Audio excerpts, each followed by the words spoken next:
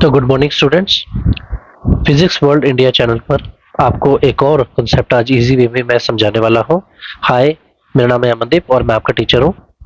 तो स्टूडेंट्स, आज जो कॉन्सेप्ट जिसके बारे में हम पढ़ेंगे वो है एडवांटेजेस ऑफ एसआई यूनिट्स। तो एडवांटेजेस ऑफ एसआई यूनिट्स के बारे में इसको इजी वे में समझेंगे।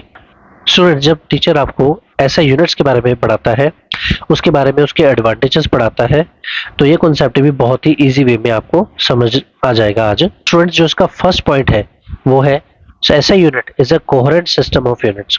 तो कोहेरेंट सिस्टम में इसका मीन क्या है? जो कोहेरेंट वर्ड है, पहले आप इसको समझें। कोहेरेंट का मतलब होता है जिसको इजीली एक्सप्लेन किया जा सके, जिसको इजीली कन्वर्ट किया जा सके। So coherent system is they can be derived by multiplying और dividing the fundamental units। तो पहले फंडामेंटल यूनिट्स हम देख लेते हैं। स्टूडेंट्स, जो फंडामेंटल यूनिट्स है मैंने आपको पढ़ाए थे पिछली वीडियो में, मास, लेंथ एंड टाइम।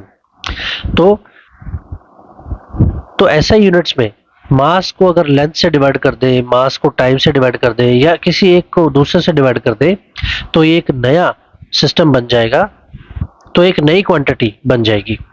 जैसे एग्जांपल है हमारे पास एक एग्जांपल है वेलोसिटी की। वेलोसिटी आप सबने 10th क्लास में पढ़ी है, 9th में पढ़ी है कि velocity is equal to distance upon time. तो डिस्टेंस को किस में मेजर करेंगे हम? लेंथ में। और टाइम को हम किस में मेजर करेंगे? टी फॉर टाइम में। तो हमने दो फंडामेंटल क्वांटिटीज का यूज किया, एल और टी को, दोनों को डिवाइड किया, तो हमारे पास एक और फिजिकल क्वांटिटी वेलोसिटी निकल के आ गई। तो सबसे पहला पॉइंट आप लिखेंगे वो है it is a coherent system of units. Mean हम दो या तीन क्वांटिटीज को डिवाइड करके एक नई क्वांटिटी को बना सकते हैं। तो ये फर्स्ट पॉइंट है, ऐसा is a coherent system of units. तो बढ़ते हैं हम सेकेंड पॉइंट की तरफ। तो स्टूडेंट्स, जो सेकेंड पॉइंट है उसकी तरफ बढ़ते हैं, वो है ऐसा unit is a rational unit. Rational means one physical quantity has only one unit. एक फिजिकल क्वांटिटी का एक ही यूनिट है। जैसे अगर हमें लेंथ को मेजर करना है तो उसका यूनिट क्या आएगा? हमेशा मीटर ही आएगा। आप लेंथ को कभी भी किलोग्राम में नहीं माप सकते, आपको वेट को ही जो है वो किलोग्राम में मापना पड़ेगा। तो साइंटिस्टों ने एक क्वांटिटी का एक ही यूनिट दिया। ठीक है। जैसे हम टाइम को किस में मेजर करेंगे? टाइम को हम मेजर करेंगे सेकेंड्स में, आवर में। तो एक क्वांटिटी का एक ही यूनिट है, तो it is a rational, unit. जैसे आपका जो जूता है वो लेफ्ट वाले फुट में एक ही आएगा, लेफ्ट वाला राइट में फिट नहीं होता है और राइट वाला राइट में ही आता है। तो ऐसे इसको आप समझ सकते हैं कि ऐसा यूनिट भी ऐसे ही है कि एक यूनिट के साथ एक ही फिजिकल क्वांटिटी फिट होगी। सो ऐसा इज अ रैशनल यूनिट। तो बढ़ते हैं हम थर्ड पॉइंट की तरफ।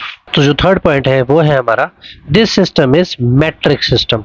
इस पॉइंट में कुछ गलती थी तो मैंने इसको करेक्ट किया है। This system is matric system. Matric system means, आपने पढ़ा है मैट्रिक क्लास कौन सी होती है? 10th। तो ये सिस्टम, ऐसा ही सिस्टम जो है वो ऐसा सिस्टम है जो 10 की पावर से रिलेटेड है, जिसको अगर हमें बनाना है एक सिस्टम से दूसरे सिस्टम में जाना है तो या तो हमें 10 से मल्टीप्लाई करना पड़ेगा, 10 की पावर से मल्टीप्लाई करना पड़ेगा, या डिवाइड करना पड़ेगा। ठीक है, या डिवाइड करेंगे या मल्टीप्लाई करेंगे। तो इसको कैसे समझेंगे? इसको इजी वे में हम ऐसे समझेंगे, जैसे अगर आपको 1 किलोग्राम की वैल्यू पूछी हो कि 1 किलोग्राम में कितने ग्राम्स होते हैं, तो आप इजीली बोलेंगे 1000 ग्राम्स। तो 1000 मीन्स 10 की पावर 3।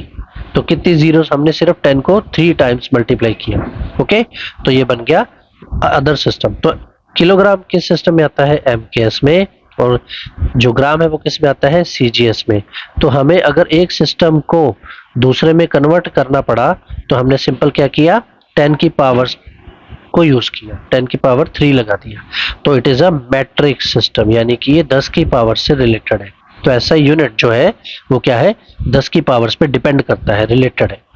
अब हम बढ़ेंगे अपने फोर्थ पॉइंट की तरफ, जो बहुत ईजी है।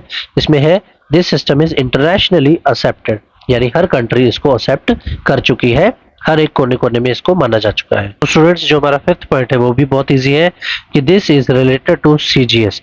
जो ऐसा यूनिट्स है वो सीजीएस से रिलेटेड है। Means we can interconvert CGS into MKS. अगर हमें सीजीएस को एमकेएस में लेके जाना है तो बहुत इजी में लेके जा सकते हैं। जैसे और अगर हमें MKS को CGS में लेके जाना है तो वो भी हम बहुत इजीली लेके जा सकते हैं। फॉर एग्जांपल 1 मीटर में कितने सेंटीमीटर होंगे, सबको पता है 100 सेंटीमीटर। 1 किलोग्राम में कितने ग्राम्स हो गए, 1000 ग्राम्स। तो हम MKS को इजीली CGS में ला सकते हैं, CGS को इजीली MKS में भी ला सकते हैं। CGS को MKS में कैसे लाएंगे, मैं आपको समझाता हूँ।